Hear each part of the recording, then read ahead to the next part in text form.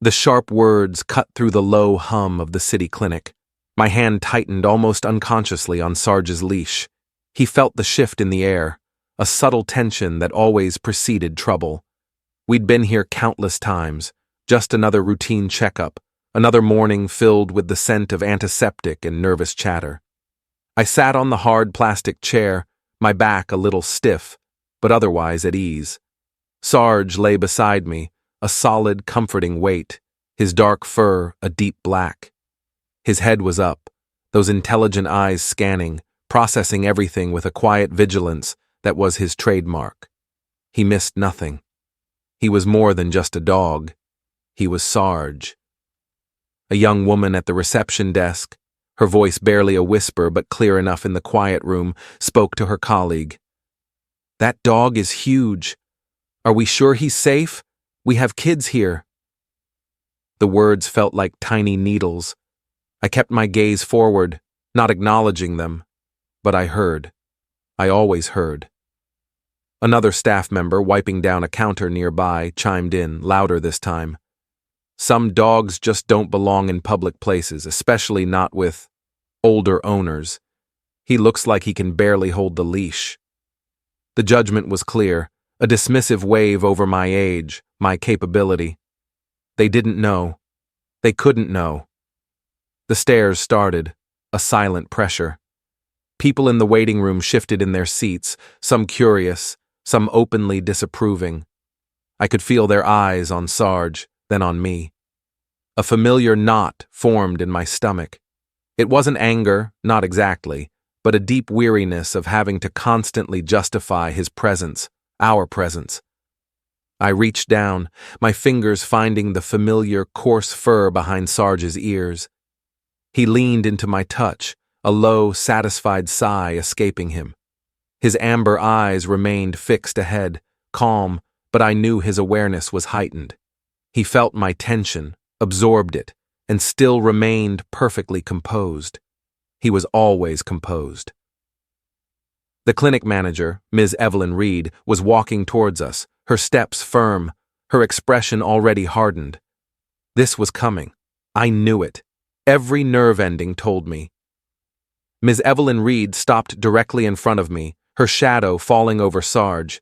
Her voice, sharp and commanding, sliced through the waiting room's hushed murmurs.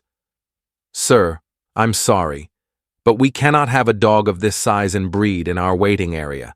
It's a clinic, not a park. It's a safety hazard, and frankly, it's disruptive."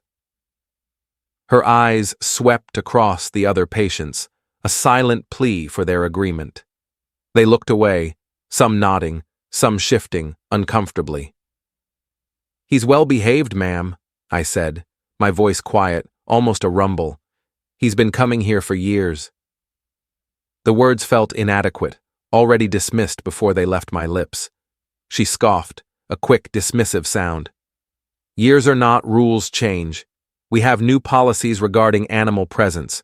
This isn't about how well-behaved he is. It's about perception and liability. People are uncomfortable." Her finger, long and pointed, gestured towards Sarge. "I'm going to have to ask you to remove the dog immediately, or I'll have to call animal control." A young security guard, Mr. Miller, stepped forward from behind Ms. Reed, his uniform crisp, his stance a little too eager.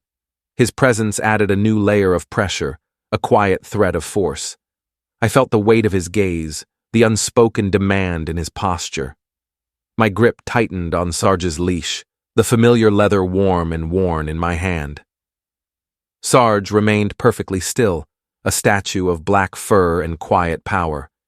His ears, however, flicked almost imperceptibly, catching every nuance in the manager's voice, every shift in the guard's stance. His body, usually relaxed, held a subtle tension, a readiness that only I would notice. He was reading the room, assessing, just as he had been trained to do. The silence stretched, thick and heavy, punctuated only by the distant beeping of a machine. Everyone watched, waiting for my next move. The air crackled with unspoken challenge. I knew this feeling. I knew it well. This wasn't just about a dog in a clinic. It was about something else entirely. I looked from Ms. Reed's stern face to the young guard, then my gaze settled on Sarge. A silent understanding passed between us, a connection deeper than any spoken word. My mind was clear. No arguments, no pleas, just one command. "Kommandoschutz," I said, the word cutting through the tense silence. It was sharp, clear, and carried the weight of years, of training, of shared danger. The change in Sarge was instant, breathtaking. From his relaxed lie, he coiled and rose with a powerful, fluid grace that seemed to defy his size. He moved without a sound, a dark blur of motion, positioning himself directly between me and Ms. Reed. His body was a wall, rigid and focused. His front paws were slightly forward, his weight perfectly balanced, his head held high. Those amber eyes, usually so calm, were now locked onto the manager and the security guard, unwavering, intense. Every muscle in his powerful frame was taut, ready.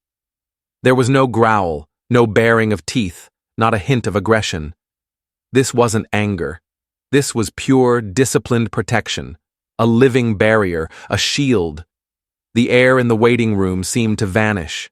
A collective gasp rippled through the small crowd.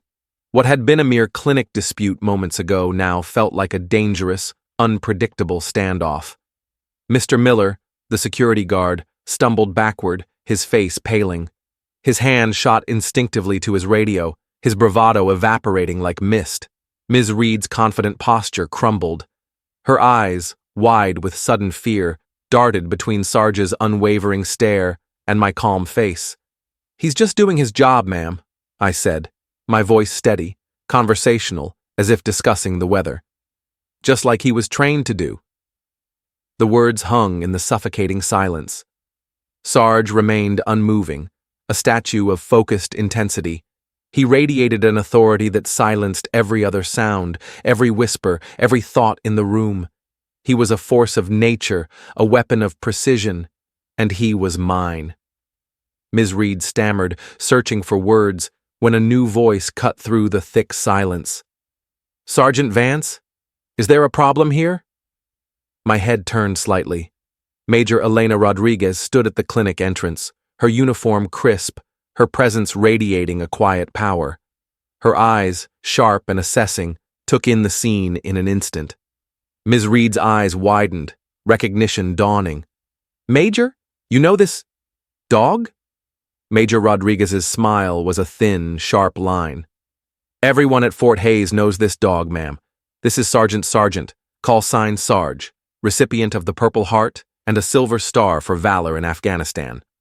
He located and protected his handler, Sergeant Vance here, after an IED blast, pulling him from a collapsed building and holding off enemy combatants for hours until rescue arrived." A collective intake of breath swept through the waiting room. The truth, blunt and undeniable, hung heavy in the air. The hushed clinic hummed with the weight of her words.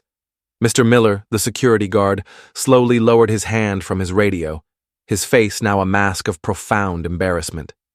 "Military working dogs and their handlers are protected under federal law," Major Rodriguez continued, her gaze fixed on Ms. Reed. "Any attempt to separate them, especially a decorated war hero from his handler, constitutes obstruction of military operations." Her voice was cold, leaving no room for argument. Ms. Reed's shoulders slumped, her carefully constructed authority crumbling. She mumbled an inaudible apology. The other patients, who had earlier judged, now stared with a mixture of awe and shame. Sarge, sensing the immediate shift in the dynamic, relaxed his stance slightly, though his amber eyes remained vigilant. Major Rodriguez turned to me, her expression softening. "Sir, we've been trying to connect with you. The base command wants to ensure all of Sarge's medical needs are covered, and we'd like to honor him at our next ceremony." I gave Sarge a gentle pat, my fingers tracing the scar above his eye, a reminder of that day. "He came home," I said quietly.